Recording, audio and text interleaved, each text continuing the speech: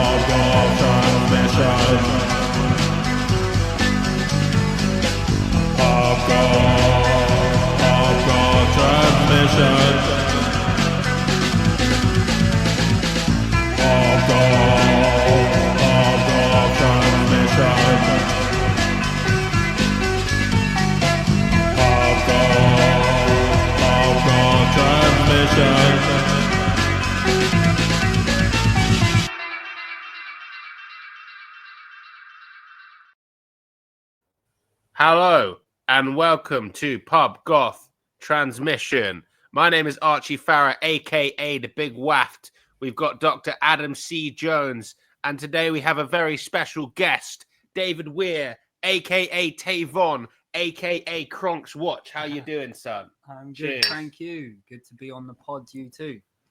Nice. So That's a lot of hats you gave me there, metaphorically. there you go, a lot of metaphorical hats, you know. Polymaths out here doing all sorts of business. Yeah. So if you don't, I've just kicked the microphone already. So we've got David today on the pod, and CronxWatch. What is it? Describe it. Well, it's a lot of things. So basically, I thought I wanted to do local news, something important for the local community, Croydon, here where me and Archie both live. Big up the Cronx. Big up the Cronx. But I wanted to do something for the community, but I also really got into video editing, and I'd been watching this channel called Good Work, he does a similar style of that brass eye kind of fake. It's basically like parody journalism in a way. I wear a silly long coat and I enunciate everything like this. I am reading the news. This is what happened. You talk with everything in a very strict voice all the time. Yeah. And I just go around Croydon to different locations with my microphone and diss the council. So, Adam, give the people a flavour. Give the people a flavour. A little, All little right. sprinkling of CronxWatch. Croydon is typical of South London suburbia. Even Wikipedia says so. It has a huge and confusing junction, Britain's second biggest Tesco's. And behind these pearly gates is one of the most spenny roads in South London. But underneath the mock Tudor facades, there's a controversial story brewing, one that involves the closure of a community pool, a shadowy company based in a known tax haven, dodgy backroom dealings that circumnavigate council development rules, and someone, somewhere, making a boatload of cash. This is the infuriatingly murky story behind the offshore company that wants to redevelop Purley Pool. Yeah, it's a swimming pool.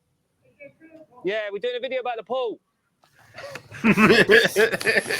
Yeah, that'll do. That's Yeah.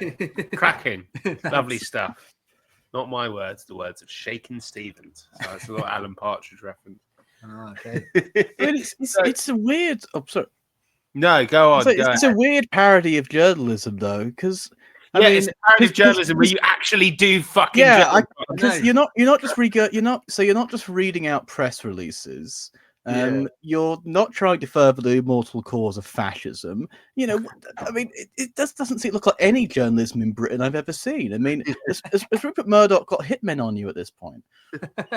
This isn't journalism. I learned something from it. There was a someone that I get compared to sometimes in my comments. There's a YouTuber called Friendly Geordies. Yes, Friendly Geordies. Yeah, and he got firebombed by he did, an Australian politician that he mocked relentlessly for a long time. And people compare me to him quite a few times. I'm like, yeah, all right, maybe not that part, but he is really cool. Like, he's a great YouTuber as well. There's a lot of different influences to what I do. To be fair, random things from all over the place. Brass Eye was a big one, of course. As well. Yeah. But you know, it's funny because you do fill a gap because there is such a gaping chasm where journalism sort of used to be. Yeah, So- for sure. I mean, there are some people still doing it in Croydon, but Mm. again, I wanted to make it a bit more accessible because some of these things, you know, no one wants to read a 15-page council report to work out exactly how broke they are. Do you know what I mean? And so I thought if I just these things were out there, like Local Democracy Now, Inside Croydon publishes really good stuff. I forget what the website is that does freedom of information requests. I've used them loads. Who's what did they say? Or I forget what it is, but there's a really good website for freedom of information requests. It's got loads of good stuff as well. All the information I've got is basically out there already. I do the odd bit of my own digging and sources, but yeah, most of it's out there. It's just that I want to make it more accessible for the people. I try and make it funny, and because you know, otherwise you'd cry. A lot of how stupid information is. I mean, journalism had a big sort of internal civil war, as I understand it, sort of around like the Wapping strikes, around like what was then News International. And as soon as they lost that strike, there wasn't really anyone who could have stopped, no union that could have stopped, you know, Murdoch or Rothermere or whatever. The Barclay brothers, the whole other bunch of cunts who run the conscience of the nation, you know, from doing whatever. So we do need stuff like this. So cheers for that. Well, yeah, I mean, it also reminds me of William Randolph Hearst. You know, in the US, he bought a newspaper, and he was, you know, one of his first big scandals was bringing down the Ice King. You know, back then, no fridges or freezers, so there was like a monopoly on ice that was highly exploitative. So it's kind of like, you know, him and Joseph Pulitzer, they had their competition, but they were like exposing everything. And then the Newsies, the child laborers who distributed their newspapers, the literal children, went on strike. And they both teamed up. These bitter rivals teamed up to fuck over the literal children that they were fucking over, paying like zero money to distribute their newspapers. So, you know, Solidarity, it's beautiful. That's a crazy story. Where did you learn that? I'm a fiend for like American documentaries about stuff for some reason. I watch all the Ken Burns stuff, even though I know how like I know it's just like a concentrated injection of liberal ideology. But like I do enjoy it. You know, I enjoy watching. I watch documentaries on Henry Ford, William Randolph Hearst, Joseph, all that shit. I don't know why. I just find it interesting. Especially when I'm hungover, you know. I'm really hungover. I'm just going to roll an absolutely unnecessary herbal blend. Something we'll be getting onto later. I'll burp a bunch because I would have eaten a load of pizza and been drinking a load of beer, and I'll just absolutely tuck in to. Yeah, actually, the other day I had a horrific eczema flare up, and I had to take the day off work because it was so bad. Like my whole face was, my eye I was scratching around my eyes. It was so itchy, it swelled up. I could barely sort of see, and so I just had to basically have a cold shower, grease up, and then sit on a towel all day with steroid cream on me, try not to scratch. I watched the first 6 episodes of Ken Burns Vietnam again, and oh my fucking god, the like pure injection of like talking about like the handing over of French colonialism to American colonialism, but constantly being like, the communists were so bad though. The communists though, I mean, they were so bad, those communists. Like it was like if you watch this one about the war, which is basically World War II from the American perspective, he will like the liberal construction of how like, well, you know, we're good, the Nazis are evil, but also racism and also the internment camps of the Japanese. And it's like, okay, so you're saying you're better than those guys and you're not the same, totally different, but you're kind of doing a lot of the same stuff as well. And you're like ashamed of that, but you're not connecting the things together. Well, look, what is liberalism but the inability to receive new information at this point? But hell, I mean, just talking about Croydon, I mean, just going through a lot of your videos, David, a lot of it seems like Croydon is almost like a kind of a not just Croydon, but it's the way Croydon becomes sort of like a microcosm of everything that is happening in Britain, in the sense that it kind of reminds me a little bit of Stratford in other parts of London, I think that as well. It's a complete opposite of a place like Preston. It's almost a little bit like a graveyard of various kinds of flim-flams and fake investments. It is. It's an outlier in a lot of ways. So one of the things that I was doing quite a lot often actually is when I bash the council, you've got to think, is it as bad as anywhere else? Like, how does it rank nationally? Do you know what I mean? The picture might be bad in Croydon, but I've always got to think about the national picture. And most of the time, Croydon is probably in like the top 5 worst for loads of different things. Like, I think it's going to be the most over budgeted council in 2025 predicted. I think it's 4th or something like that, and I think it's in the top 5 most indebted councils as well. So yeah, really, and all the urbanisation of the town centre, that was one big experiment that just kind of went wrong as well. Yeah, no, you're right. It's a microcosm of a lot of different things, this place. And where does the money going exactly? Well, this will all be in the new video, but there's brick by brick. Did you plug the video? Did we plug the video? There's a new video and it should be out now. CronxWatch. Yeah, it'll be out by the time this is out. Yeah. Link in the description. Yeah, so it's about Croydon Council's finances for the year ahead, basically. But my theory on where the money is going is, well, one, quite a lot of it's going. So the 2 biggest things are brick by brick. They're still paying loads of money for that. They paid about another 90 million this year for that to get one. So they had to pay someone to buy these flats off them, and then they leased it back to them then they leased it back to the council because they wanted to get it off their books because it was so fucking a black hole on their budgets. So they had to pay someone to buy it off them because no one wanted to buy it. So there's that, and then there's also the massive debt repayments. We're really big in debt still. It's about 60 million a year. They got paid for that, and then the rest of it's just consultants' reports. To be honest, there's like at least like 7-8 million been thrown about that we know about on consultants' reports, and some of them were on how to save money. So it all went on cocaine. Got it. Yeah. Because I technically work for consultancy and I've long. So it all went on drugs. Fine. Okay. Yeah. If it goes to management consultancy, it's going on drugs. That's basically it. Management consultancy is the industry where you have people whose job is to spend money, but you have to have them do something. So there has to be some metrics there. I mean, you need them to. It's all about how many slides you've put together. Yeah. The fucking brick by brick. I was like, I watched a video on it. And strategic roadmap.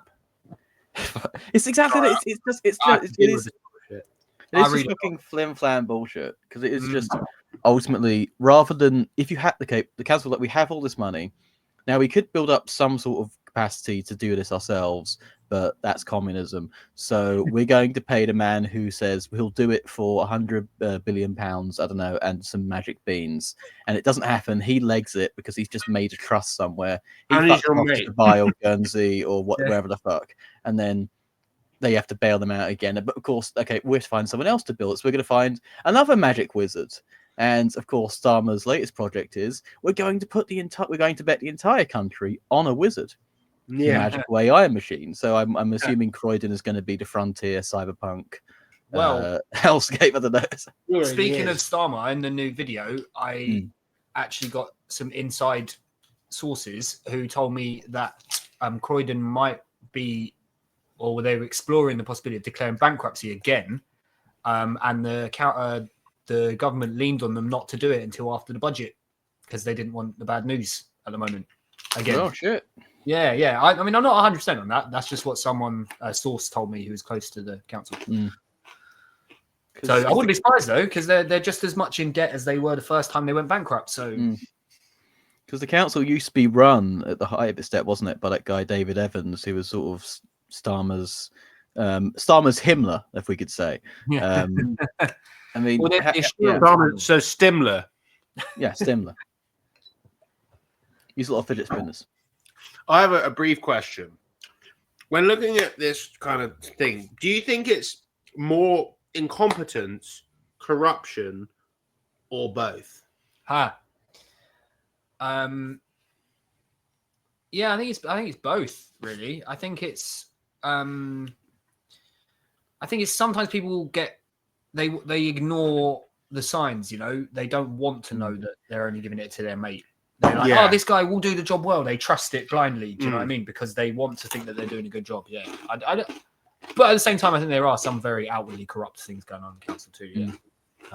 I think slightly more on the corrupt side than the incompetent, but I think that sometimes it's like they ignore it because they want to think they're doing a good job. I mean, you can drive yourself insane looking at politicians and be like, is he stupid or just lying? It's or both, or what blend is it? Yeah.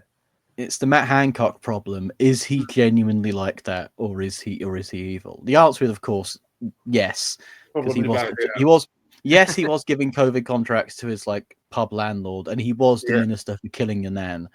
But he's also got the intelligence of a labradoodle. So can you blame him?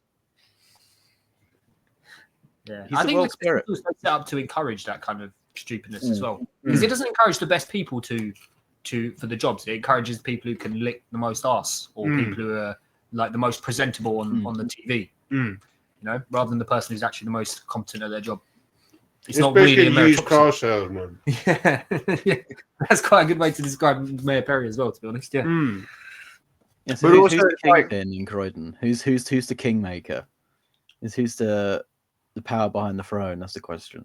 Yeah. Well, I think it's what I refer to as the ring doorbell brigade, because there's really a tale of two Croydons, right? The difference between like where we are now, for example, and further down. I feel like I'm near the dividing line. Yeah. Because, well, I've described this before. I'm like, Coombe Road is the dividing line between Stabby Croydon and Golf Course Croydon, right? If you're above Coombe Road, your biggest threat is being stabbed. As soon as you cross that line, your biggest threat is being hit by a stray golf ball. I mean, yeah. Pretty much. There's pockets here and there. Like everything, it's an oversimplification. Yeah. But I do think that there was a vote. We have a mayor, Jason Perry, who features in a lot of your videos. Yeah. Again, is he corrupt? Is he incompetent? The answer is yes. But we did not used to have a mayor. I think it was in either 2021 or maybe 2022. Well, but it was just ceremonial. Oh, right. I see. So it didn't have any power. No. And there was a vote. Sorry. This is pub goth transmission. You know, we don't censor the burps. That was a guttural one. You got Rick vibes going on here. Anyway, so Jason, we did not used to have a real mayor. I've just learned we used to have a ceremonial mayor. I only moved here in 2021. I'm an absolute poser, but or am I? Because I specifically chose to come here and live here. I didn't have to. I wasn't born here. I was like, I'm specifically going to go out of my way to live in Croydon. Anyway, we did not have a mayor when I moved here, a ceremonial mayor, but there was a vote about whether we should have a mayor. And I was like, I don't really know. I don't know what a mayor does. To be honest, I don't really know, apart from the bins, what the council does. Yeah. And basically, I just heard that, the Tories from the more suburban area of Croydon are trying to get a mayor put through because they think they can win.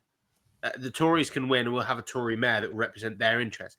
And so I voted against it and I lost, and the mayor was things, and then it was a Tory mayor, Jason Perry. Yeah. And now the more suburban Tories have more influence over Croydon because, like, honestly, he's best mates with Chris Philp, the Croydon South as well.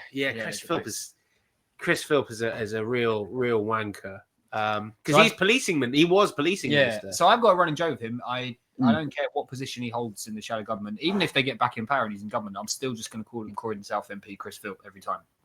Even if he comes up in a video like 4 times, I say that full phrase every time. Yeah, it's just a bit of a running joke. Yeah, he's a bit of slimy. He's a. It was because they're one of my specific irritations is people who promote stop and search, and I think actually that encapsulates it actually, because there's a good paper that talks about how stop and search is it effective. So I'm just going to move this down a little bit. Is it effective for stopping knife crime? Not really. Is it an effective tool of social control and criminalization? Something we talked about last episode. Yes, really, really fucking effective, right? Most of the people they stop just have drugs on them, but then now they're breaking the law, you know. And most of the people they stop are black, right?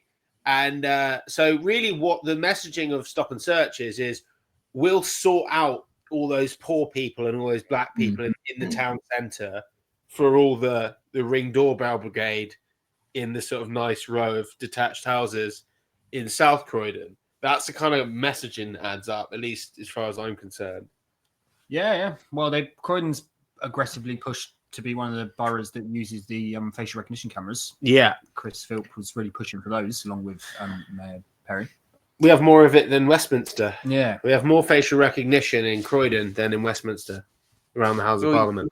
you don't really want to have your MPs being facially recognised, otherwise you might see what they fucking get up to. Whereas it's facial recognition notoriously and always will be a fucking racist technology. Where else are you going to apply it?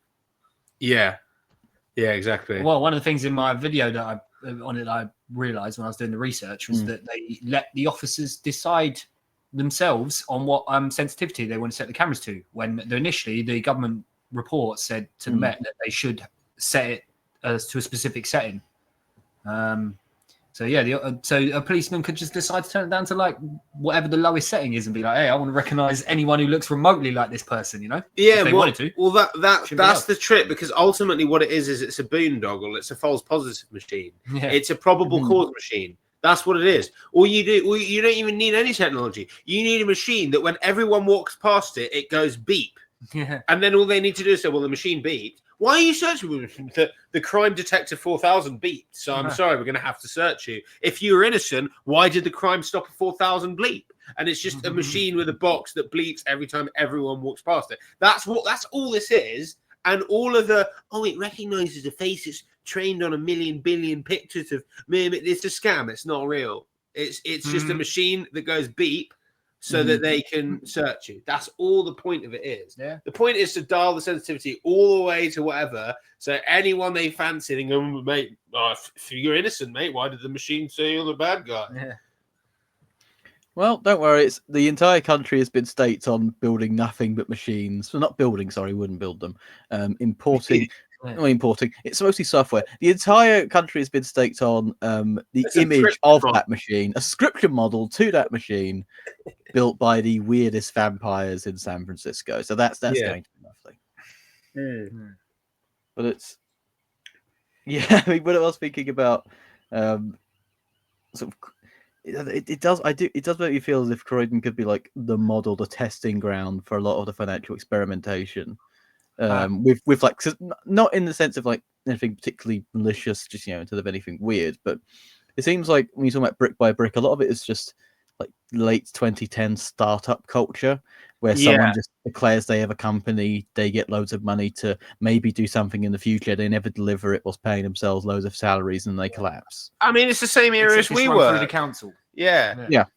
The council was trying to do an Adam Newman, but they didn't quite have the sales technique. So I was thinking about this earlier, right? If the council really likes to call, one council wants to act like they're a business and call themselves a business, well, who's the shareholder? Us. So do you know what I mean? They should be beholden to us more than anyone else, because modern capitalist businesses are beholden to shareholders beyond all else. So in the council's case, that should be us, but clearly they don't do that. I mean, I pay about 185 quid a month council tax. So sure, yeah, but my fucking in a traditional capitalist business, the CEO does not own the police. Doesn't own a specific occupying communally embedded militia to beat the shit out of his shareholders. But it depends how far back you're going. To Pinkertons, Yeah, before the they weren't shareholders; they were just workers. If they were shareholders, they would have been. If there was any chance of that, the Pinkertons had been just given. I was about to say given machine guns, but they already were. Or bombs. They were also given bombs. They were given nuclear weapons. There we go. All right then. So aerial bombing was used in Blair Mountain. Blair Mountain, yeah. So here's a question for you two, both quite very lefty people. How would you? So I think that one of the big problems with, not that I'm not very leftist myself either, but I'm not as communist maybe as you two, or in some ways and things. But one of the things that is a big problem with Croydon Town Centre is. Well, Croydon is that a lot of people think that the town centre is unsafe and they don't want to go there. Yeah. And I mean, I don't really mind too much, but I get the sense that it's not very nice, and it will be nicer for everyone. Not necessarily gentrified, but if it was a bit safer. So how would you deal with that without increased policing or more stop and search, or what's the way that? Well, I think I mean, Croydon Town Centre is like, it's like. Well, people think it's unsafe. That's my point. People think it's unsafe, but also it's shit. Like, it's so run down. Like, you're walking past boarded up shops in between there's a JD Sport and a Foot Asylum, whatever Foot Asylum is. It's not a locker, it's an asylum, mate. Yeah, Foot Locker's bullshit. He wants to be in a locker. This is a fucking asylum, mate. Anyways, Foot Asylum. That's funny. They're both systems of control, right? But yeah, no, but and then there's the shop that's permanently closing down. That one. Come in, closing down today. Buy all this. It's just, and then you go into Whitgift, and it's like, oh, I love 28 Days Later. It's one of my favorite films because that's what it fucking looks like. Yeah. And so when you have an area where there's like, if that was teeming with real shops that people want to go to, and it was teeming with people walking around wanting to buy stuff, you probably wouldn't see shifty looking geezers walking around. But because it's just run down, there's fuck all going on, people are just going to loiter around in the space. So I think that's the cause. I think you could bring police in to try and get the people to go somewhere else, but it doesn't solve the problem. No. And arguably creates a whole bunch more problems because now, policeman gets angry with a guy gets angry, shit escalates. I mean, all that's going to happen in the best case is that guy goes somewhere else and scares other people there. Worst case scenario, some big fight kicks off or whatever. But if you want it to be safer, you need like normal people to actually want to go there en masse, like a normal town centre. By having, I think shops are maybe a bit done. This is a different conversation, but it's fair enough. It's relevant to Croydon. For the audience who, I think some of our audience aren't even from the UK or from wherever. So we should actually probably just describe briefly what Croydon is. So Croydon is in South 26 London, minutes in. And it's like its own sort of place. It's about as south of London as you can get before it stops really being London. But it's sort of its own little area. And it's kind of like the butt of every Londoner's joke. Like people joke about Croydon. You've seen the film The Gentleman. Someone's like, he's in the nice part of Croydon. There's no nice parts so many of memes Croydon. About ha ha ha ha ha. Yeah. Isn't Croydon a shithole? Ha ha ha ha ha. Really? Have you been there? No. I remember a Reddit post on Reddit Croydon, and fuck Reddit, by the way. Ever since they banned my account. But before they were dead to me, someone posted on Reddit Croydon. Croydon's rubbish. Like, what's Croydon got apart from, like, the station and the IKEA? And someone said, where have you been in Croydon? He said, the IKEA mostly. So a lot of people haven't been in Croydon, but just it's kind of a joke, seen as a joke, seen as a shithole. And if you walk around West Croydon and Central Croydon, so Central Croydon is a load of closed down shops, two sort of shopping malls next to each other where about 50, 60%, maybe 70% are empty, abandoned. Something like 60, 70% of buildings in Central Croydon town centre are abandoned. Well, it's very concrete over. They built a really big bypass right through the middle of it. It was like a very 60s like experiment. It's funny you said that. They really did experiment on the town in the 60s and 70s. They weren't allowed to build skyscrapers during this era in London. So some bloke started the Corporation of Croydon and built a load of skyscrapers in Croydon, which is why Croydon has its own weird little skyline, including the legendary 50p building. But it's very cyberpunk. It is very cyberpunk. Yes, the town centre looks like any town centre in the UK, but half closed down. And so as a result, there's a lot of deprivation. But as we've talked about, the council's very corrupt and very incompetent, and it's hard to figure out exactly what. So, oh no, I accidentally gave all the money to my mate's company, and now it's closed. Oh dear. Westfield as well. Yeah, and of course, there's supposed to be a Westfield. So people said for literally fucking like a decade now. Yeah, decade, longer than that. Okay, longer than a decade. People say, oh, they're going to build a Westfield. So like the reason like the two shopping malls are like half empty is because they're going to build a Westfield. This is definitely coming. They're going to build a Westfield. And again, for people who don't know, Westfield's a big shopping mall. There's one in Stratford. There's one in White City in West London. They have a Gucci store. And they have all the big brands, and it's sort of upmarket and big. And it never happened. Just never fucking happened, right? Yeah. And so you just have this just sort of decrepit mess where a Westfield was supposedly supposed to be. Some of my favourite clubs and pubs over the years in Croydon closed down because of Westfield was going to be built, and then either the council bought the buildings or they decided, oh well, we might as well just sell up because it's going to be fucking Westfield in like however long, and we won't have the land anyway. Yeah, and then it never happened. And do you know there's a particular irony as well, because if you look now, this is a recent thing, but have you noticed how in the town centre they've put up these almost sort of like mural type facades on the walls of these empty buildings that have been empty for like 10 years. Alders, was a really well-known like big shop, like family-owned like shop. and it's just been shut for years. The architecture is really cool, though. Yeah, the architecture is wicked, but it's abandoned. It's just covered in a facade that shows like a bustling, busy, vibrant street with all of the cultural, creative things that the neoliberal economics that created that abandoned building and facade ruthlessly stamp out. The simulacrum. Exactly. The world is simulacrum. It is a copy of a lost post-war social democratic dream, and when it comes to like the idea of making places safer, I mean, I always get a bit weird when people say places I feel unsafe, because usually with a liberal feels like a lot of white women in America felt unsafe about I don't entirely agree with that. on the side of the road because they're sort of but that's just what I got. Whenever I've asked people about who are not from here, who are above a certain age, that's one of the things they say. They just say, yeah.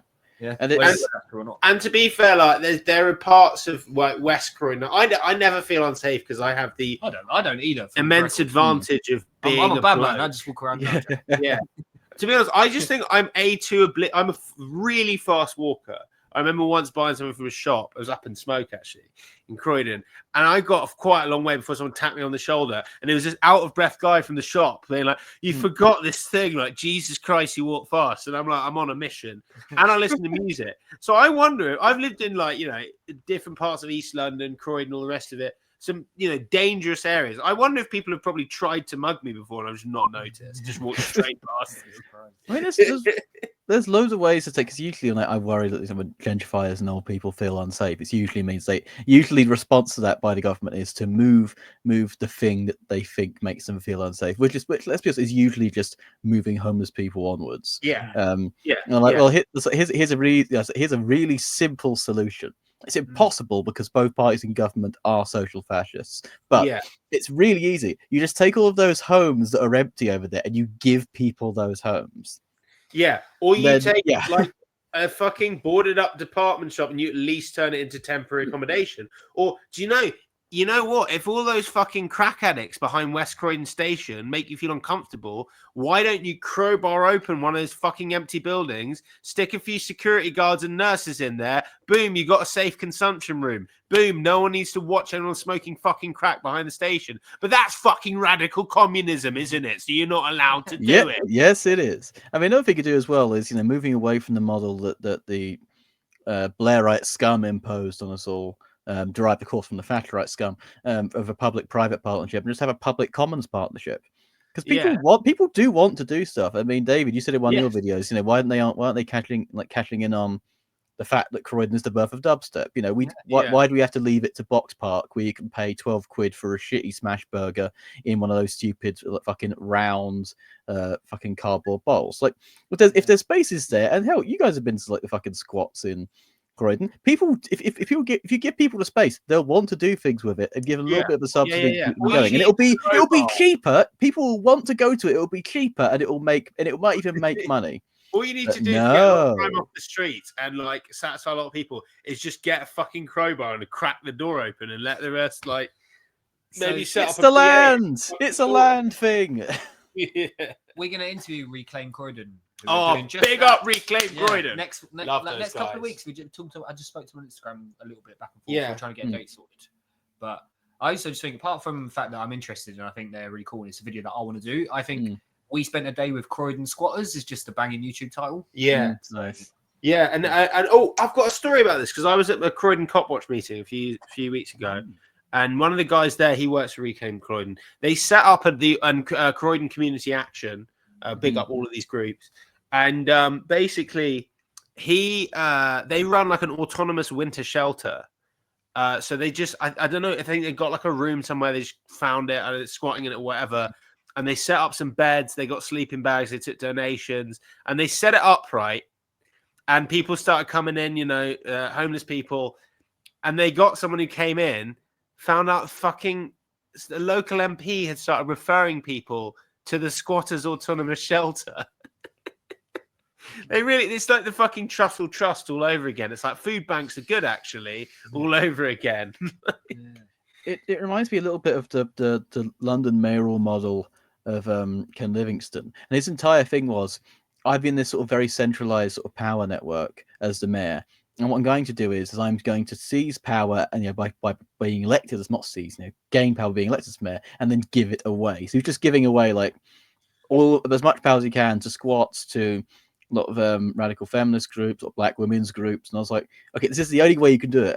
But then of course, Thatcher just came in and abolished the GLC because if it works, if you do something and it starts working, the state goes into sort of an autoimmune shock and it will just try to abolish you.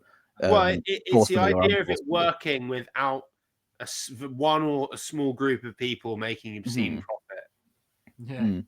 But also just the idea that people who maybe don't deserve nice things or good things happening are getting them nonetheless. We just can't have that.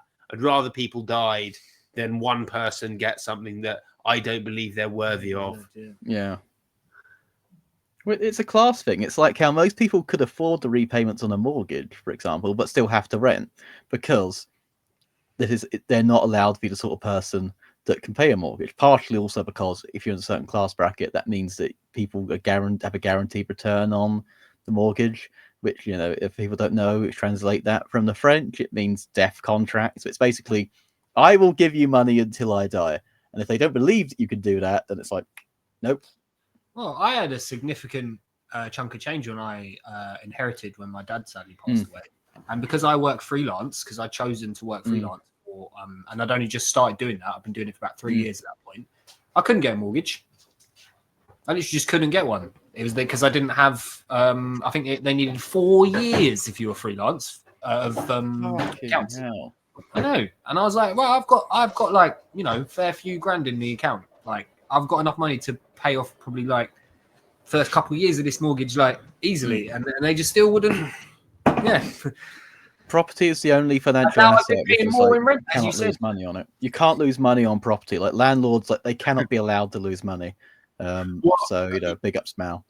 Well, I remember like hearing someone, I can't remember where I read this, it was like saying, "Oh yeah, my house made more money than I did last year." And it's like there's this whole idea that we need work to pay, we need to incentivize people to do work. So well, that's not true, is it? It's like you maintain the class structure through inheritance of people having enough capital to get on the ladder, even though, as we've established, it's less than rent, even when you're kind of getting fucked over on it, just to maintain the class stratification. Previously under sort of more social democratic circumstances, money was kind of like something you'd want that incentivize you to sort of to earn by working as a kind of a hope mechanism a bit more. Whereas now it's a fear mechanism, which is, well, this money ain't gonna last anywhere near as long as it did before. So wagey, get in cagey. Yeah, no, true. Anyway, if you tuned into our first episode, I showed you how you can take seeds out of an ordinary supermarket chili or pepper. And then in episode 2, if you tuned in, you'll see how you can plant those seeds and they'll germinate into a new plant. Now, I was looking at my little propagator earlier and I thought, oh dear, I'm going to have to now give a bit of a speech about failure and how when you try things, they don't always work out. And, you just got to keep learning from it. However, right before the show, he's alive. So we've got a first little boy popping up there. I think that's a Scotch bonnet. It might be a sweet pepper. I can't remember if it was that way around or that way around. But either way, we'll figure out in due course. You remember what the leaves look like. But so we've got a bit of germination on that. Today's instructable is a little bit different. And I've decided now that we're gonna film these segments separately and punch them in post. Now, if you are listening to the audio only, you're not going to get as much out of these. So I'd recommend that you go to our YouTube channel and you can we'll upload these separately, right? So we'll have a little playlist of them. So without further ado, Adam, can you pull up today's little instructable? Of course. Instructable. I'm going to teach you a critical life skill, right? I'm going to teach you how you can roll, shall we say, a long cigarette of your preferred herbal blend whilst walking and on the move, right? Before, you know, the situation comes, you check your bus, it's not for 16 minutes. What are you going to do? Or you're going to your mate's house, you get off the train, you realise that's a fucking 18-minute walk, right? What are you going to do? Or maybe you're just on a nice walk in nature and you think, oh, I'd love if this could be optimised in some way, but you're thinking, oh, I can't roll a joint with my preferred herbal blend because I need my rolling tray and I need my little pokey and I need my ergonomic joint rolling device. No, nonsense. I'm going to show you how just with a standard shark tooth grinder, some long papers and tips, and your chosen herbal blend. Today I will be doing this with coriander leaf. You can produce the whole shebang whilst on the move. So, step one, and this is a sort of optional step. Now, if you're somebody who likes to mix it with tobacco, I'm not going to judge you. Other people might, but I'm not going to judge you. So, if you do use tobacco, I recommend strongly, though some people consider this a cardinal sin, putting it directly in the grinder and grinding it directly with your chosen herbal blend. Now people say, but it dirties the grinder, you can't do that. Well, if you're already smoking it with baccy, that argument makes absolutely no sense. It makes sense if someone only smokes pure, don't put back in the grinder, and if you're using someone else's grinder, always ask first. But generally, if you're going to include tobacco, grind it with your chosen herbal blend. For today's demonstration, because I've not had any beers and I'm not out on the town, don't yet want any tobacco involved. So I'm going to go pure coriander leaf for now. So step one, take your chosen herbal blend. I've got a nice clean shark tooth grinder here. Big up Select Supermarket on that. It only cost me £2.50. You're going to put your chosen herbal blend in here. Now this one's already fairly ground, but if you have a more unground herbal blend, shall we say, the grinding step is very necessary. Step two, grind it together. And at this point, you want to separate the top jaw from the bottom jaw and tap down. So it's all on the bottom jaw. The next step is you want to open this compartment. If you don't have a grinder with a compartment, it's not the end of the world, but it's better to have a compartment. Put the top jaw in the lid, turn it over and tap it down. Then put the grinder back together. There might be a few specks on the lid. That goes in here. Now, notice your herbal blend is now fully prepared and sealed within the top compartment. Put that back in your pocket. That will come out later.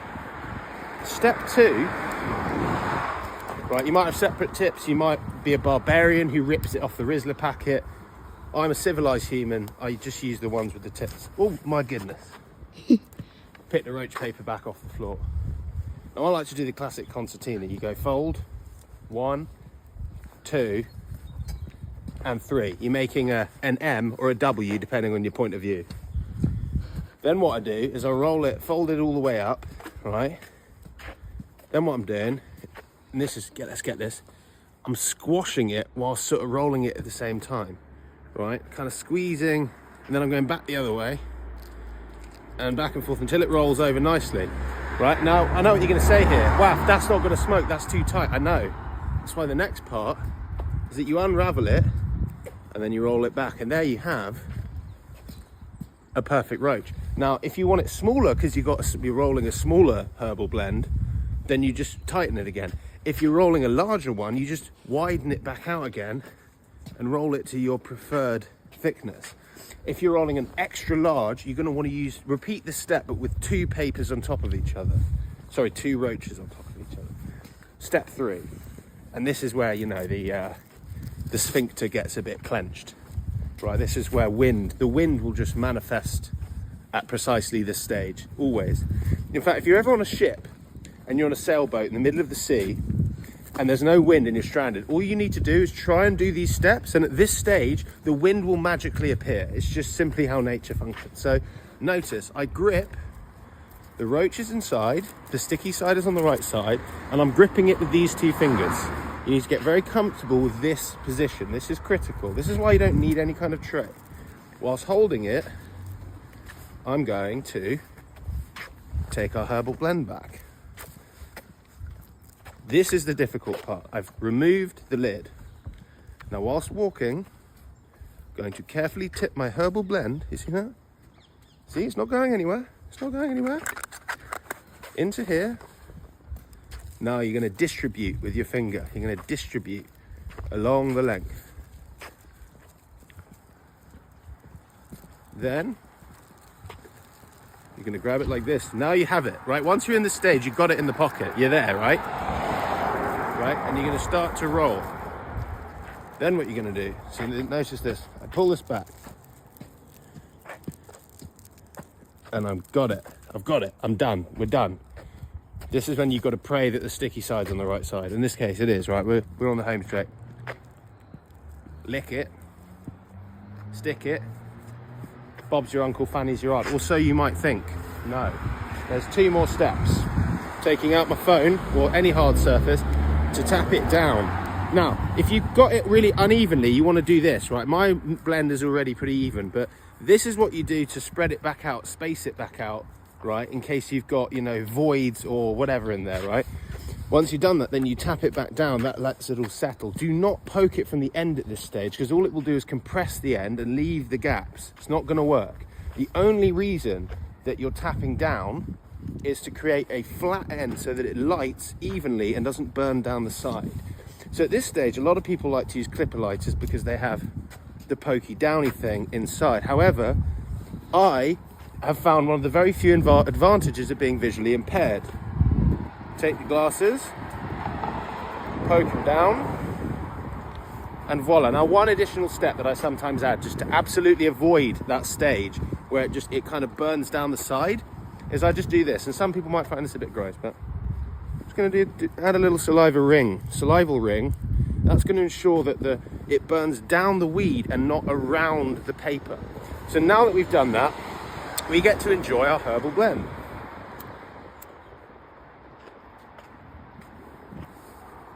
Oh fuck, it's burned down the side. I'll throw it up.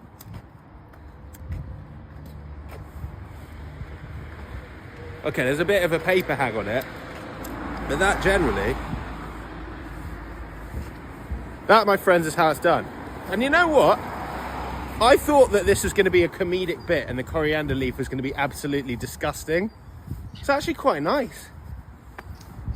If I could actually smoke this, I mean, it doesn't do anything, but it's actually pretty smokable. Anyway, thank you very much. This was how to roll a long cigarette of herbal blend on the move. And now you know, you never need a rolling tray. You don't need a pokey down or an ergonomic rolling mat. All you need is your 2 hands, a good grinder, and some papers and a roach, and you're sorted. So, yeah, that's just a little bit of a critical life skill sort of information there. And with the rise of these fake THC spice vapes, potentially a lost art, Potentially a lost art. I mean, that was all new to me. Yeah, all new to him. He's never this is the first drink he's ever had. He's going to be wankered, he is. But yeah, no, it's something I learned, taught myself, and started in 2016 when I was at Hellfest in France.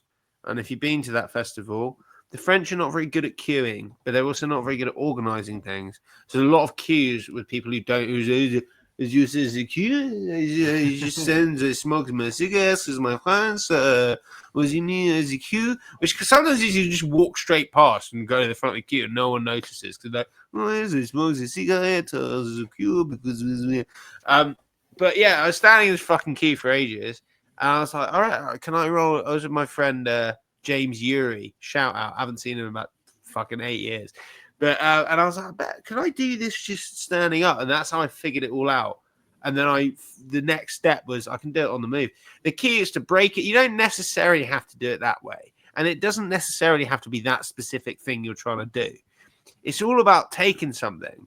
Because there's things that are complicated and there's things that are hard. It's not the same thing, right? Hard means it's actually difficult to do. Complicated means there's a lot of steps involved. But if you can break something down into a series of easy, actionable steps, even if there are a lot of steps, you can just execute those steps, and boom, Bob's your uncle, Fanny's your aunt. You can, whether it's rolling a long cigarette of herbal blend or something unrelated to that. You know, the same thing applies. I rate that. That Yeah. was a nice analogy structure. So we've talked a bit about Croydon. We've talked about CronxWatch. We've talked about socio-economic decline in general. So the fun bit's over. now I'm going to talk about Palestine for a bit. But no, there is a fun bit, right? Because if you want to, while I was following along with the genocide, right? I was like, what do Israelis think? Like, what do they actually think? So I started reading Israeli newspapers, but I can't read Hebrew. And the Google Translate's pretty cursed generally. So I kind of relied upon the Times of Israel and the Jerusalem Post, but I'm aware, I think the Times of Israel is a bit more of a normal person reads it type. It's like, I think it's like a sort of Sky News of Israel, whereas Jerusalem Post is a little bit more of a, maybe not Telegraph, but it's a bit more right wing. And I think a lot of American Zionists read What's their it. left wing newspaper? They must have one. Haaretz Yeah, is yeah. probably the furthest left there, but it's relatively extreme left wing. But in terms of like normal human how they should behave, it's like in the middle. But I thought, right, so there's this news. I'm going to share my screen a little bit because I just want to see what this is in response to. So what I regularly read the Jerusalem Post, right? I don't really read the articles. I scroll right down. I just skip the article just so I can read the comments because there's some cracking shit in here. You know, Boris says, oh, heavens. The other thing is, Israeli news websites are janky as fuck. And they've still got those old school, like, scam adverts, like, you know, doctors hate this one tip type ads. And it's all over the place. Israel got played. So Boris says, Israel got played 90 terrorists for 3 young women. Aid trucks rumble into Gaza. 900 young IDF soldiers killed from the US Sun. The Sun right now. Grim escape during disturbing moment. Hamas mob. 3 female hostages as gun-wielding terrorists surround van in final humiliation. Like, I love how both Hamas and the Houthis give them like gift bags. Like, have you seen that? No. So Hamas literally gave them like plaques, like certificates, No, what you and gift bags Huh. to the released people. Huh. And the Houthis went in. They gave them like a whole fucking hamper to take with them as a memento from the crew of the Galaxy, which they released at the same time. But yeah, Israel couldn't even arrange a safe welcome. Well, they did have a safe welcome. What are you even talking about? But yeah, so there's some absolute crackers in this thread that I was reading recently. There's one guy, he's not in this thread, called Larry M. Goldstein. And I know he's called that because he signs off his comments. He writes his comment and he goes, Larry M. Goldstein. That is a special breed of people. I sign off their comments on their internet with their name. Yeah. You can already see their name's already there. Yeah. I love that. Oh, yeah, so here's one. Mark Richardson says, well, I hope you implanted tracking chips or pagers in every one of them. Barry Liberty says, why Israel doesn't enact death penalty for murder by Palestinian terrorists. Having death penalty would act as a deterrent, and terrorists' dead bodies could be exchanged for hostages without affecting the security of the state of Israel and its citizens. Is that Israeli politicians and judges have stones in their brains? Sorry. So hostages without effect? No, that's just how it's written. Is that Israeli politicians and judges have stones in their brains? So yeah, the death penalty, that would definitely deter them. Unlike, just run-of-the-mill shit like genocide, that's not enough. Death penalty is what we need, But unfortunately, is that Israeli politicians, judges have stones in their brains? So Alien Body Snatcher says, yet we refuse to have death penalty for Arab murderers. It's a bovine insistence on something that is literally killing us. You can see why I have to share my screen, because no one actually going to believe these are real comments, right? But they are, right? But it's a sad day for truth and justice. Red Cross, QR Sapiens. I wonder if that's Noah Yuval Harari's account. Red Cross are counting terrorist fingers, hoping for some severed ones to draw up a balanced report. I don't know what that they're even referring to. Truth criminal. You calling them prisoners? They are terrorists. J-Post, stay objective. Don't try to beautify an ugly deal. Where are we? Release them again. OMG. This isn't Google Translate translated Hebrew. This is people writing the comments in English. So anyway, if you like are not worried about your brain potentially, like I can see Adam just kind of recoiling and just slowly kind of his soul just slowly melting. But what do you make of that, Adam? I can't hear you. Oh, have I muted you? No. Sorry, I was muted just doing the instructable. I mean, this is a society which has been so radicalized by its own fascism and its need to essentially uphold its raison d'etre, which is a colonial product of extraction, that people are going to be radicalized into just the most nonsensical things. I mean, there was that scandal in Israel where prisoners, as in basically essentially Palestinian hostages, people have been kidnapped by the Israeli occupation forces, being systemically sexually assaulted. And when the Israeli government tried to convict some of their own soldiers of doing this, there was almost essentially a civil war. I mean, it is genuinely. I mean, it's a society that, in many ways, has radicalized as a lot of the US and UK. I don't think there's definitely anything unique to Israel, other than the fact that because it is an ongoing settler colonial project, it is much more prone to, let's say, more traditional forms of explicit fascism, because it is ultimately an ethno state. There must be some people there who wouldn't have been so angry about this before it all kicked off. Yeah, but they're already fucked off. Yeah. They've all fucked off now. Most of them have left. You know what I mean? Yeah. That's the other Israeli comrades who have just left. I'm just saying, because I'm just talking about, he was just talking about how he Adam was saying how, there's a lot of similar sentiment if you go on a UK like website. There's a lot of similar sentiment true as well. It's not that bad though. No, obviously. I know there's a different situation going on, isn't there?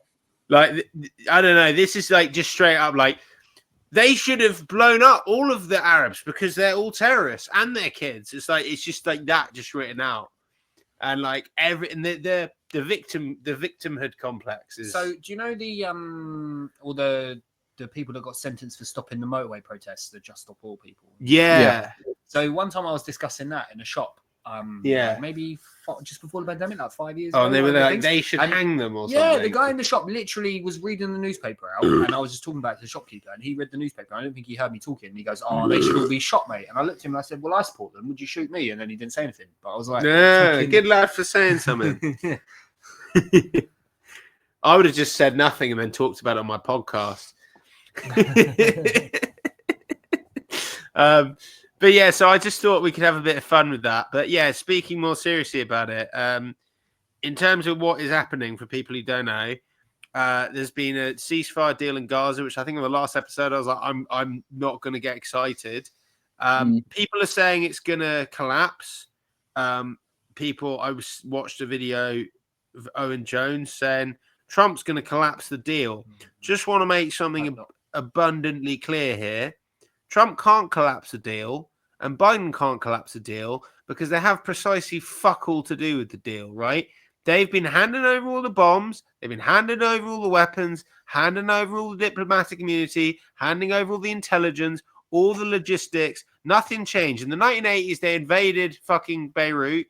When the fucking Sabra and Shatila massacre happened, Reagan, famed anti-Zionist radical left-wing president Ronald Reagan, saw the scenes and said to Menachem Begin, the ex-terrorist Nobel Peace Prize winning Prime Minister of Israel at the time, Menachem Begin, he said to him, if you don't stop this, I'm cutting off all the weapons. And guess what? The war fucking stopped right there and then, right? Mm-hmm. So that shows you the leverage that America have, and they've categorically not used it. Trump's not going to use it. Biden's not going to use it. And you might say, oh, yes, but Trump's lifted the ban on 2,000-pound bombs. It was like, the trick is with Biden is you make it look like you're like we did it. Britain did it, right? Oh, we're going to stop 10% of arms sales, but they're just going to go via other countries now. Like that's the whole. And we don't even really give many arms apart from F-35 parts. We're flying spy planes over Gaza. That's our whole part of it. But the point is, The reason that there's a ceasefire, the reason that Israel decided we're going to stop doing this now, it's not Biden, it's not Trump. It comes down to two things. The steadfastness of the Palestinian people, particularly in the north, right? The people in the north were subject to what was called the General's Plan. So after they failed to defeat Hamas, they were never going to get their hostages back through military action. That's not a thing. If you want your hostages back, what you do is you say publicly, we don't negotiate with terrorists. And then you turn around and you negotiate with the fucking terrorists because that's just how you do it, right? You saw they tried a hostage rescue. They rescued 4. The commander of the operation dies. They allegedly killed 3. Yeah. And they had to murder almost 300 Palestinians by carpet bombing an entire market to cover a botched exfil. They also admitted recently they tried that another time and killed 3 of them. And they just didn't talk about it. And there was a time when the hostages escaped and they shot 2 of them and chased the 3rd one down, who was screaming, I'm Israeli in Hebrew, running away as they gunned him down. So, like, the hostages was never, and they were offered the hostages they were told on October 9th, you can have them back, apart from the soldiers. If you don't invade, then we can negotiate the soldiers for our fighters. They said, no, we're going to solve it militarily because they didn't give a fuck. They were actively bombing the areas where they were. So you can scratch that off the list. They weren't interested. You can kind of see Netanyahu in the press conference. Our goal is to eliminate Hamas. And then he'd be like, and save the hostages. Oh, yeah, of course. And save the hostages, of course. I'm bringing the hostages back, of course. Safe and sound, yeah, of course. But like, they didn't give a shit. But then they realized they couldn't destroy Hamas because either this massive genocidal bombing campaign of terror is going to work or it's not. And if it doesn't work, and they tried flooding the tunnels, that didn't work. They tried gassing the tunnels, that didn't work. And they're not going to go in the tunnels. And actually, to understand it better, they have combat units who aren't allowed in the tunnels, and they have tunnel engineering units who aren't allowed to do combat. So if you're a soldier, you find a tunnel, you take a selfie with it, you say, I found a tunnel. The engineering unit turns up, the Yav Halom unit, goes in and basically has a look around, then just destroys the entrance of the tunnel. That don't work. You're really just covering over the entrance. You're making it easier, right? They don't want to go in the tunnels and go right down. There's supposedly... tunnel rats is the worst job in the army. Exactly. Yeah. And there's like 5 layers of tunnels that go down 80 meters deep, according to captives who've been down there. And there's defensive tunnels, so you can't fit through unless you take all your gear off. And it's specifically designed to be the worst fucking thing to want to do, right? Yeah. And so they're not going to do it because the Israeli army's either like jumped up 18, 19-year-old propagandized kids or like a fucking marketing executive team leader with a wife and kids. Like they're not, they're conscript army mostly. And, they were refusing orders like throughout this whole thing. They want to go into buildings because there's so many of them are booby trapped, right?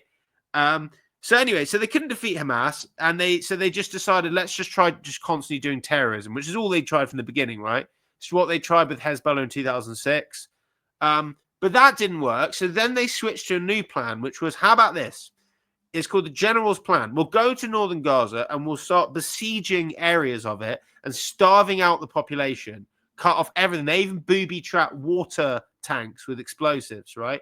And they shelled the hospital. They took obsolete armored vehicles, filled them with explosives, and drove them with remote controls into the hospital. Every day they shelled the hospital, bombed it, raided it, kidnapped the director, and, basically just made something worse than hell for 100 days straight. And what did the people in northern Gaza do? They protested death before dishonor. Their grandparents had been displaced from where they lived, under the belief they'd be allowed back once the war was over. That never happened. And apart from people who went over the fence on October 7th, has never happened in 77 years. They're not, fool me once, shame on me, but you fool me, you won't get fooled again. Okay? So basically, they said we'd rather be killed than go, because what was going to happen is they were going to be displaced through the Netzarim corridor, through a one-way checkpoint, and then never allowed back.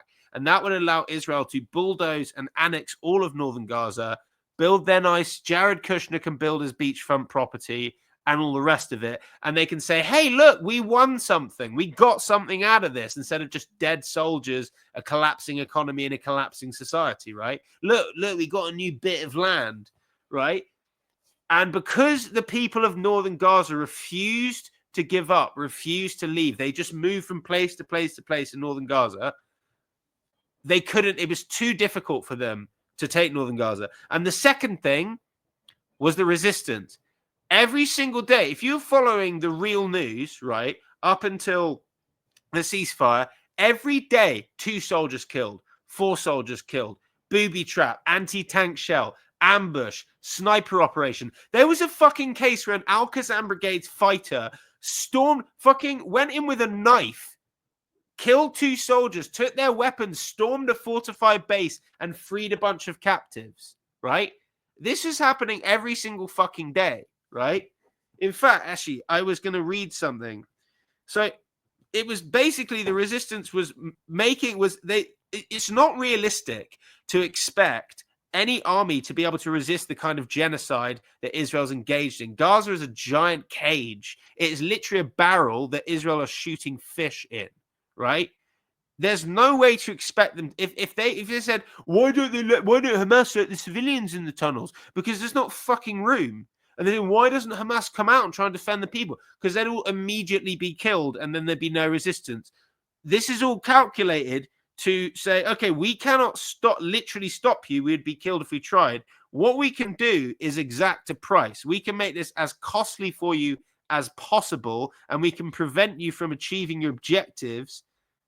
And I did not save the thing I thought I would save. But what it was basically a list of operations carried out by the Al-Qassam brigades leading up to the ceasefire. And they never stopped, right? Hamas was never really particularly weakened. They killed a lot of their fighters, sure. But they, as a force, just never slowed down the tempo of operations. They were in constant resistance. It's been shown for many years that modern military can't beat a determined resistance that knows its own land. There's no fucking way. 100 years before that, like Afghanistan proved that people know their own land and are willing Vietnam. to...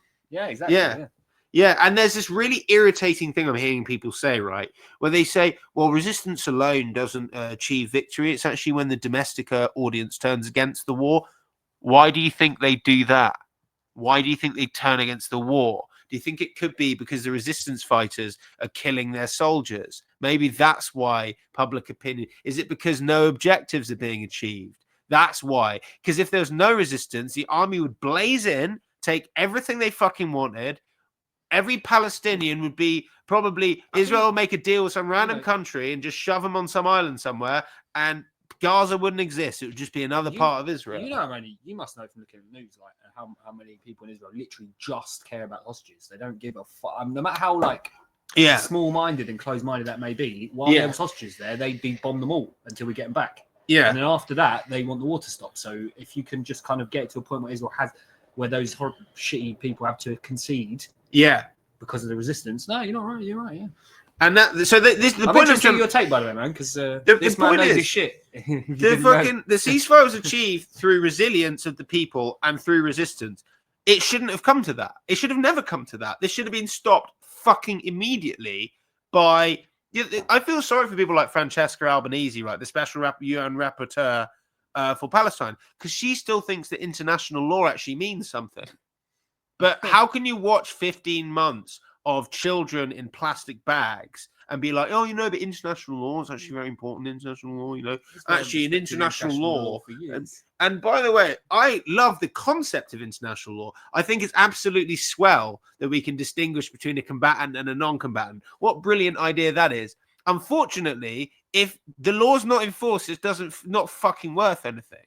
So, and that's what we've seen, International is a lovely idea, but I've seen too many children in plastic bags to believe that you can absolve yourself. Oh, I don't support violence. International law will sort it out. No, fuck off. And that's why I got annoyed when I saw Owen Jones publishing a video talking about how the Gaza ceasefire will collapse under Trump, and then plays a clip of Trump incoherently talking about beachfront property on Gaza and how Hamas is weak. And it's like, number one, that's just what the last thing Jared Kushner said to Donald Trump, him half remembering and mashing with a load of shit.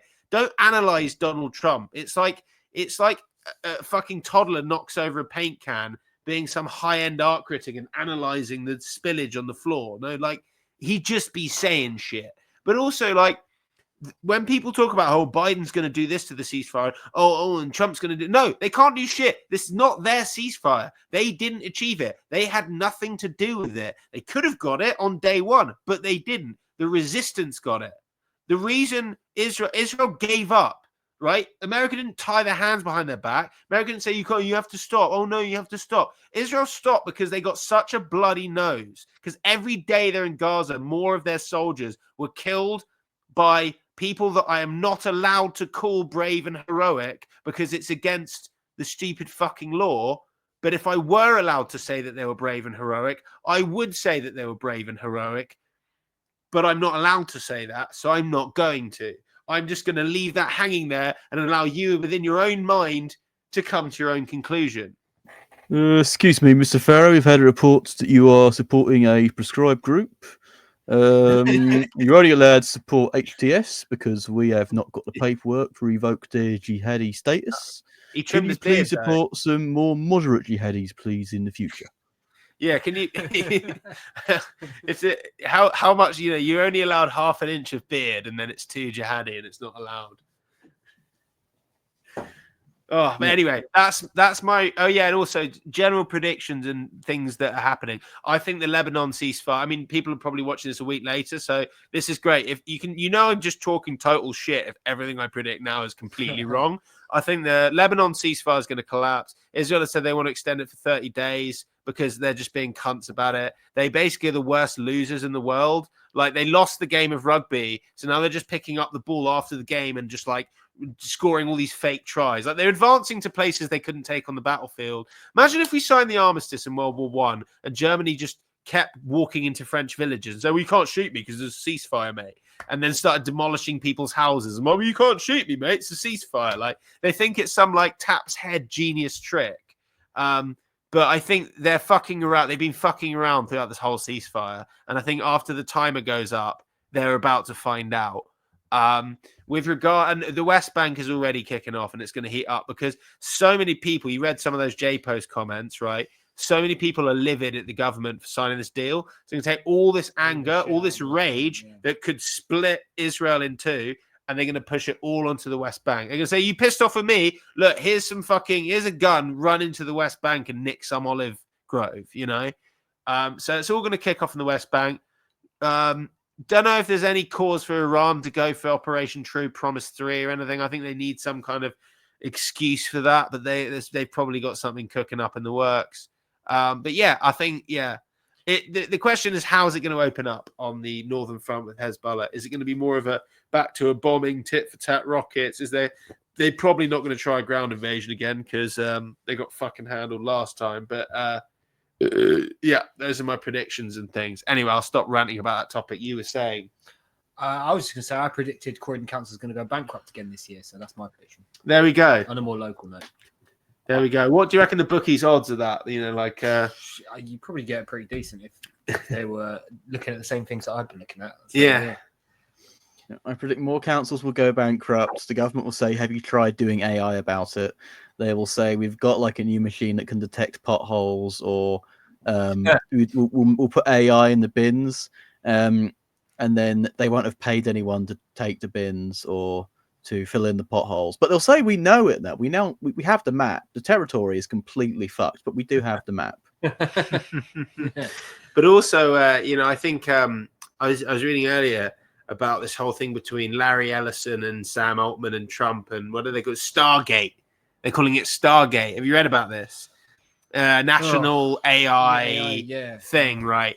And the way that I view it is that Sam Altman is it's just funny that it's called OpenAI and it's become like the most like opaque, of course, capitalist company. Yeah, yeah. But like the thing is Sam Altman was in a real tight spot because people are starting to realize that AI is not maybe the new. It's just the next cryptocurrency, metaverse, NFT. There was more of a baby in the bathwater this time, but it's still mostly murky bathwater. There was a report that came out recently, one of their press releases, and it said that their new model could get a 20% score on like the hardest like maths tests that stump like so I think they asked like top mathematicians, and most of them said, well, I can answer one of these questions, but the other one you're going to have to ask other people that are top in the field. Yeah. And the new AI model got about 15% of those answers. And I was like, well, hang on a minute, like, What I data get is that it by trained guessing on? for one thing, Yeah, for example. but also, like, is it trained on the answers to this question? Yeah. Like- And was it multiple choice? Was it a really complicated, like, a multi-step problem? Yeah. Like one with it, you know? But the whole thing's all just like so illusionary because because they want to make so much money off it as they because can. it's basically just a search engine, but one that they can make it a probabilistic model that makes it look like human language. So it can just it's just a search engine that can talk back to you in the same sort of language you gave it. That's all it is. And people are slowly figuring that out. People are figuring out that, like, the reason it was sold was not because the output was good, but because the amount of effort you put in was really low.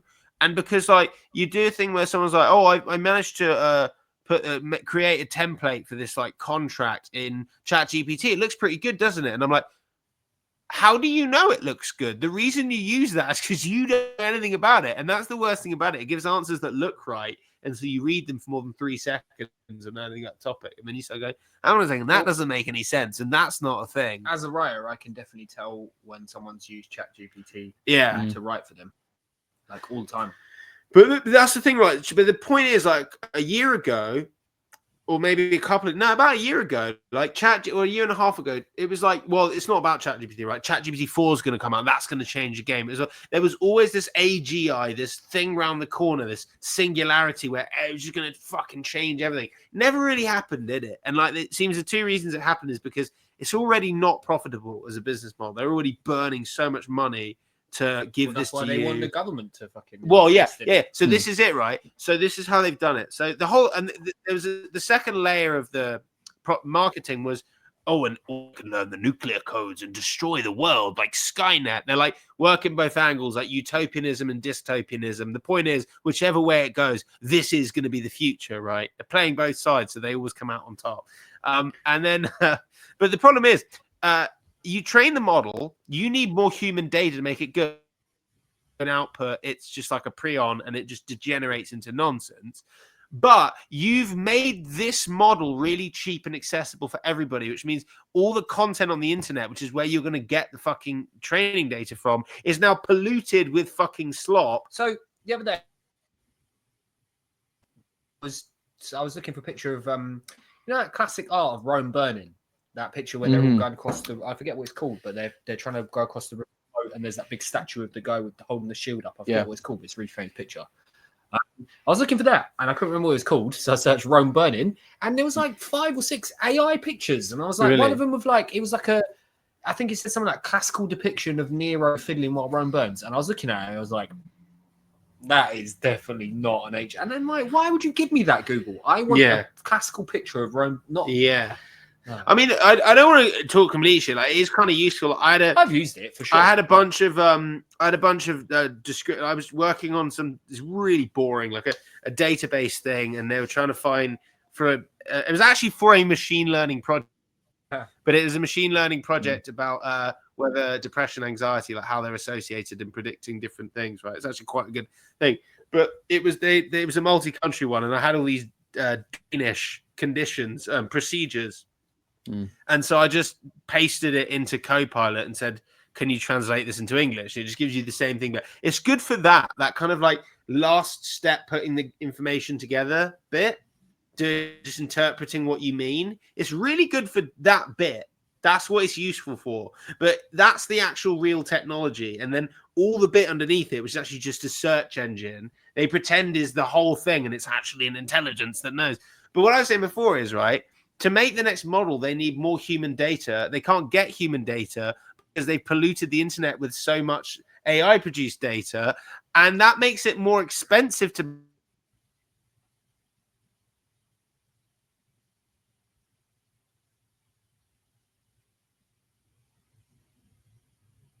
That's down. I'm going on and off. Have I been consistent on your end? No, you froze about 20 seconds ago, but you're back now. I'm back now. Okay, what was I saying when I froze 20 seconds ago? You're talking about they train them all, but they can't get enough human data because all it's right. all I don't know if it's my internet, Adam's internet. I think it could be mine because I'm going... All right. basically the problem is AI is not that good and it's not profitable, right?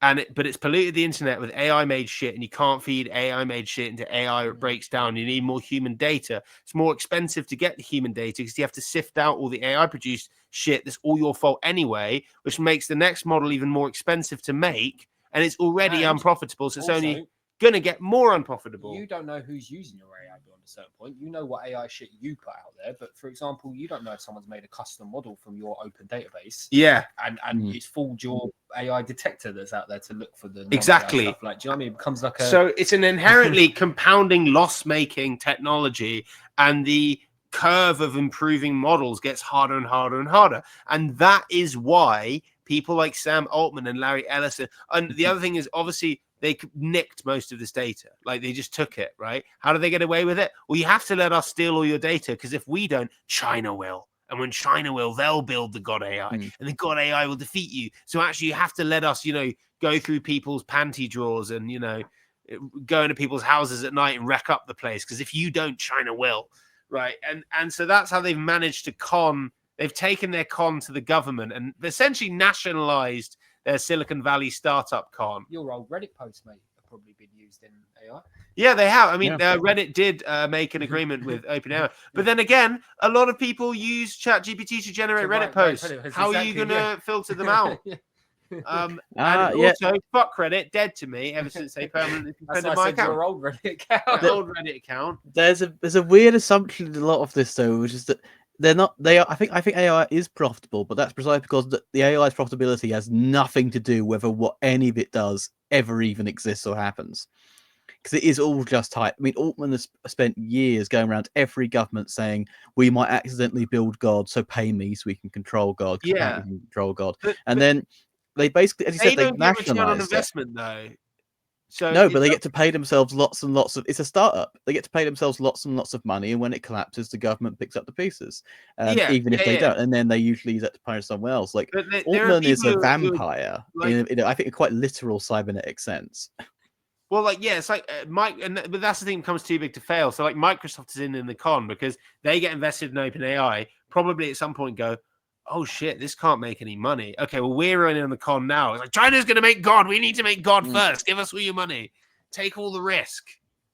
And it's going to be, I think, here's his prediction. AI is going to be great for two things: diffusing labor and invisibilizing labor. Yeah. And if they ever get those stupid fucking self-driving cars going, they'll get it going for this reason. Your Uber driver will have been deported, and they will be operating the robotic so-called remote control car. That is it. No. It's just all to be invisibilized labor. It will be like the Amazon just walk out shop. Did you hear about this?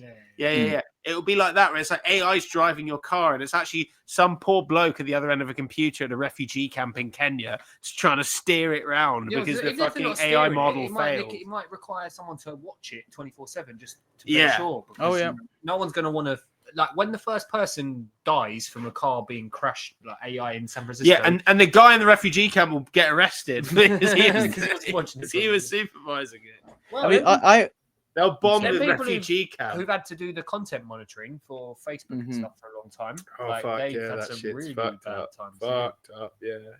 So they're going to replace AI will, because it's basically a yes man search engine. It's going to feed people what they want, and what they want is already produced by the algorithm in the first place. So it's just going to be like a giant fascist accelerator producing slop. Because when you see fascists online, they're always sharing AI generated visions of like the white family in the fucking wheat fields. It is a fantasy generator, and these machines they don't know fuck all about farming wheat. The fucking posers. No, they want to run through the field. They know nothing of the soil.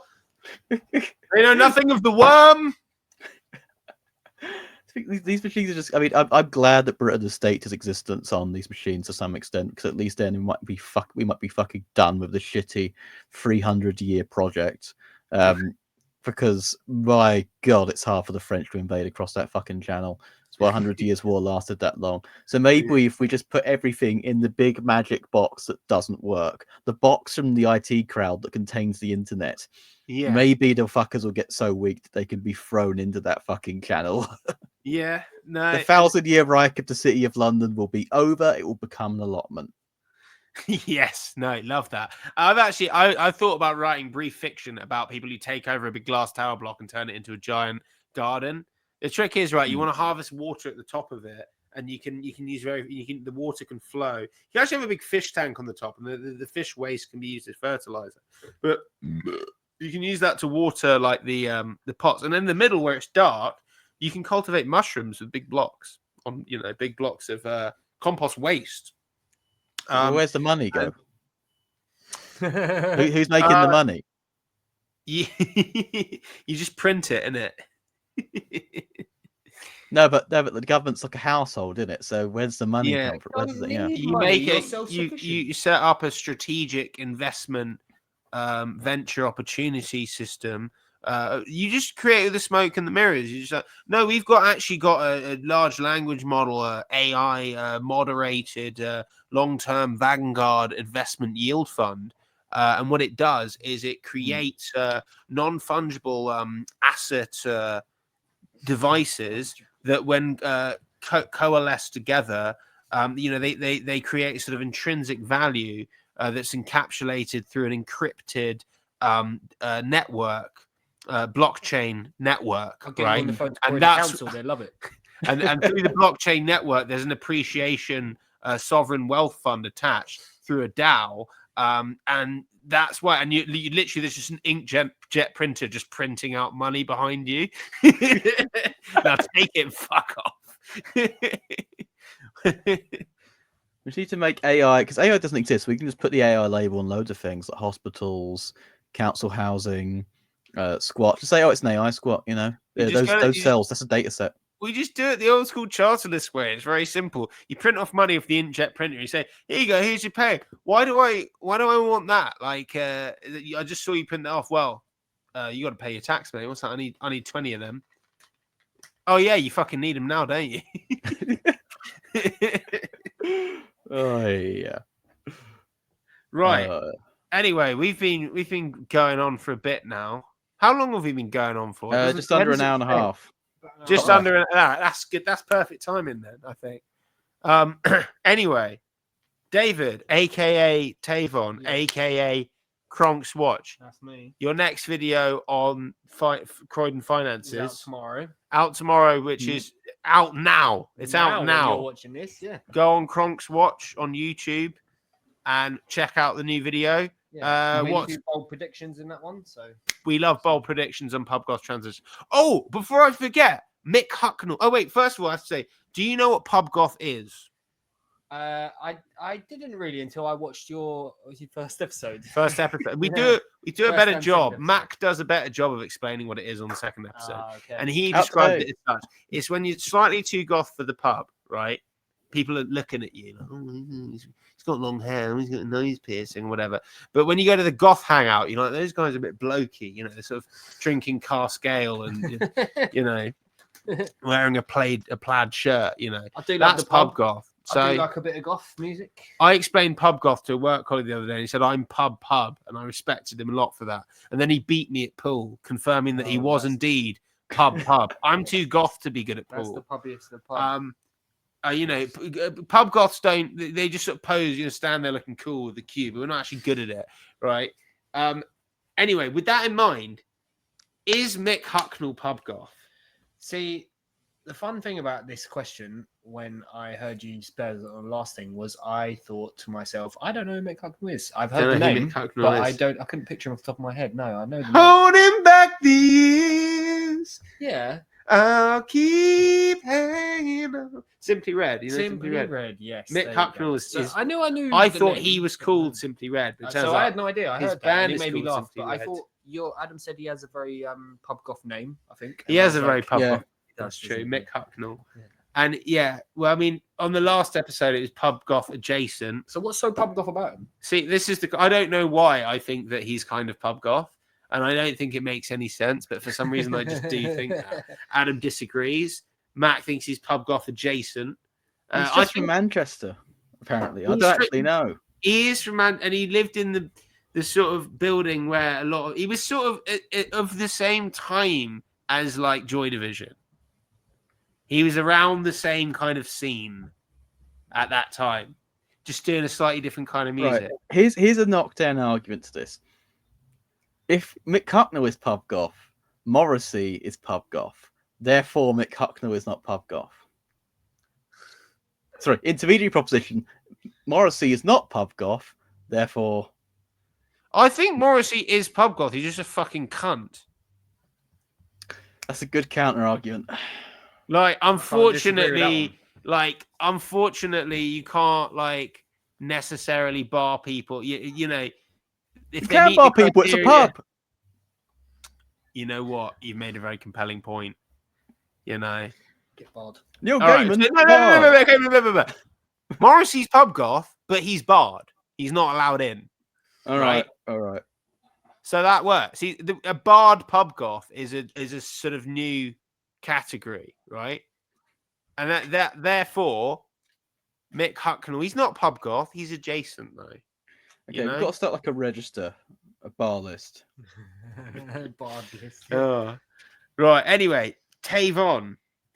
So What's yeah, coming up with Tavon? speaking of, so outside of doing CronxWatch, I also rap a little bit here and there, as Archie does the big wafts as well, makes a lot of good music, hip hop music that we've done a few little bits together here and there, freestyling and that. But I've got a gig next month supporting two people that I used to listen to when I was wee young'un, getting into UK hip hop. Leaf Dog, Oh, yeah.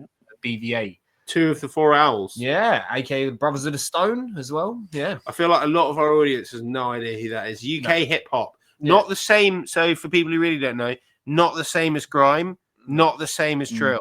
Different scene, very different scene. UK hip hop. Hippie rap.